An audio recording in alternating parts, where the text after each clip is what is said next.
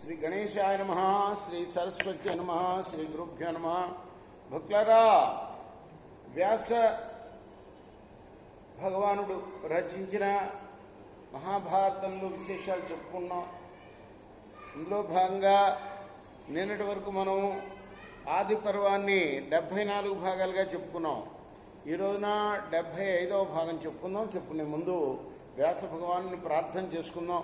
వ్యాసాయ విష్ణు రూపాయ వ్యాస రూపాయ విష్ణవే నమో వై బ్రహ్మనిధయే వాసిష్ఠాయ నమో నమః. అంజనానందనం వీరంజానకీ శోకనాశనం గపీశముఖ్యం తారామందేలంకాపయంకరం సదా నింబవృక్షస్య మూలాధివాసా సుధాశ్రావణిం తిక్తమప్యప్రియంతో తరుం కల్పవృక్షాదికం సాధయంతన్నమామి ఈశ్వరం సద్గురుం సాయినాథం. ప్రతీప్ మహారాజు శాంతనుణ్ణి ఆదేశించారు. ఏమని? ఒక అమ్మాయి వస్తుంది, అమ్మాయి పేరు ఊరు ఏం అడగద్దు, నిన్ను పెళ్లి చేసుకోమంటుంది, చేసుకుంటానని చెప్పు. ఏమన్నా కండిషన్లు పెడితే కండిషన్లకు ఒప్పుకో ఎంత చెప్పాడు. చెప్పిన తర్వాత అతన్ని రాజుగా పట్టాభిషేకం చేసి శాంతనుణ్ణి ఆయన వానప్రస్థానికి వెళ్ళిపోయాడు.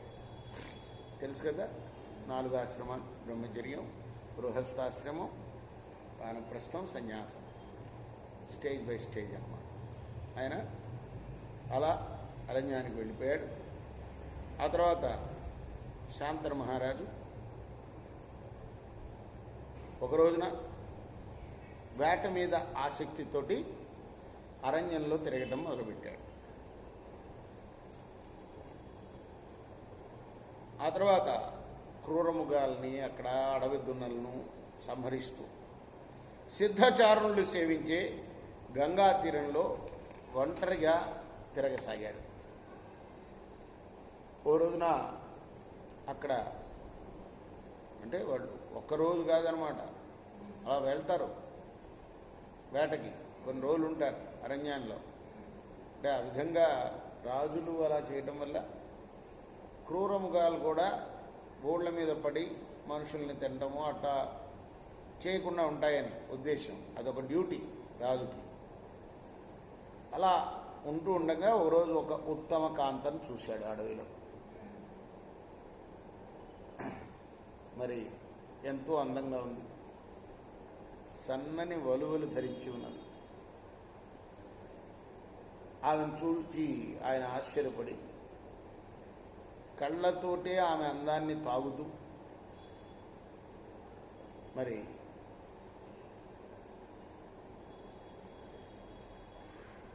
తనివిని పొందలేకపోతున్నాడు ఎంతకి. ఆమె కూడా మహా తేజస్సుతో సంచరిస్తున్న ఈ శాంతనుణ్ణి చూచి ఎంత చూచినా కూడా తృప్తి చెందలేకపోతుంది ఆమె కూడా, ఆ అమ్మాయి కూడా. అప్పుడు ఆమెని పలకరించాడు. నువ్వెవరివి? దేవకాంతవా లేక దానవకాంతవా లేదా గంధర్వ వనితవా లేదా అప్సరసవా లేక యక్షకాంతవా, నాగకాంతవా లేదా మానవ స్త్రీవా? నీ సౌందర్యం మాత్రం దేవతా స్త్రీలతో సమానంగా ఉంది. నువ్వు నాకు భార్య కావాల్సింది అని అడిగాడు. వైశంపాయనుడు చెప్తున్నాడు ఇదంతా జనమేజయ మహారాజుకి. మహారాజా మందహాసంతో శాంతనుడు పలికిన మధురమైన మాటల్ని విన్న తర్వాత ఆ గంగ, ఆమె ఎవరో కాదు, గంగే, ఇంతకుముందే చెప్పుకున్నాం మనం మొన్న. శాంతనుడి యొక్క అభివృద్ధి కోసం ఆయన దగ్గరికి వచ్చింది. ఇదివరకు తాను వసువులకి ఇచ్చిన వాగ్దానాన్ని గుర్తు తెచ్చుకుంది. అష్టవసువులకి ఇచ్చింది కదా, తన కడుపులో తను వాళ్ళని కడుపులో ధరిస్తాను అని.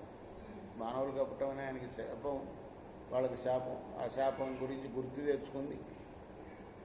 యువతల ఈ ప్రతీపుడు అన్న మాటల్ని కూడా, భార్యగా కమ్మని అడిగిన మాటలను కూడా తలుచుకొని మరి సంతానార్థి అయి శాంతను మహారాజును సమీపించి ఆయన్ని ఆహ్లాదపరుస్తూ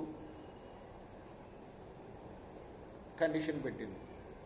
తండ్రి చెప్పినట్టే శుభమైనా సరే అశుభమైనా సరే నేను ఏ పని చేసినా నువ్వు అడ్డు చెప్పకూడదు. ఇది ఎక్కడా వినవు, పురాణంలో ఇక్కడే వింటావు ఈ కండిషన్, వధువు పెట్టే కండిషన్ కదా. అలాగే నాకు కష్టం కలిగేటట్టు నువ్వు మాట్లాడకూడదు. అట్లా కనుక అయితే నేను అలా కనుక చేసావా, ఈ 2 పనులు చేసావా, ఈ 2 పనులు నాకు కష్టం కలిగే మాటలు మాట్లాడినా, నేను అది మంచిదైనా చెడుదైనా, చెడ్డ పని చేసినా మంచి పని చేసినా సహించినా, ఇగో ఈ 2 కండిషన్లు ఉన్నవే, ఇవి కనుక ఫెయిల్ అయినాయి అనుకో ఖచ్చితంగా నేను విడిచి వెళ్ళిపోతా.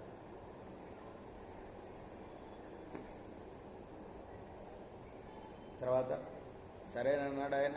తండ్రి చెప్పిన మాటలు గుర్తొచ్చినాయి, సరే అన్నాడు.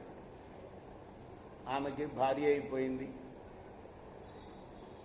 ఆమె మరి ఆ తర్వాత స్వేచ్ఛతో ఆమెతో సుఖించాడు. ఆమెనేమీ ప్రశ్నించకూడదు కాబట్టి ఏం చేసినా ఊరుకుంటున్నాడు. ఆ తర్వాత ఆ గంగ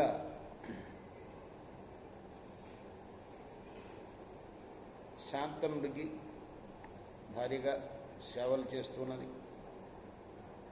మరి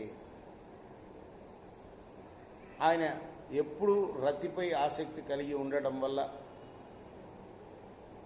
ఋతువులు, మాసాలు, సంవత్సరాలు అన్నీ గడిచిపోయినాయి. తన ఇష్టం వచ్చినట్టుగా సుఖిస్తున్నాడు ఆమెతోటి. ఆ రాజు 8 మంది కొడుకులను కన్నాడు. పుట్టిన ప్రతి బిడ్డను ఆమె నీటిలో పడేయటం మొదలుపెట్టింది. అయితే పాపం ఆయనకి నచ్చకపోయినా తను వదిలి వెళుతుందన్న భయంతో ముందే చెప్పింది కదా, ఎదలకుండా ఊరుకున్నాడు. కానీ 8వ కుమారుడు పుట్టినప్పుడు మాత్రం తను బతికించుకోవాలని భావించాడు. నవ్వుతూ ఆమెతో అన్నాడు, అసలు నువ్వు ఎందుకు చంపుతున్నావు ఇలా అంటే ప్రశ్న వేశాడు. ఎంత పాపాన్ని పొందుతున్నావో నీకు అర్థమవుతుందా? అప్పుడు ఆ స్త్రీ అన్నది, ఆమె నువ్వు అడ్డు చెప్పావు కాబట్టి కొడుకుని చంపను, కానీ నేను పెట్టిన నియమం మేరకు నీతో నివసించే సమయం, మీతో కలిసి ఉండే సమయం అయిపోయింది, టాటా అని చెప్పేసి. రేపు మనం మరొక భాగంలో 76వ భాగంలో కొనసాగిద్దాం. కృష్ణార్పణమస్తు. సాయి కృష్ణ.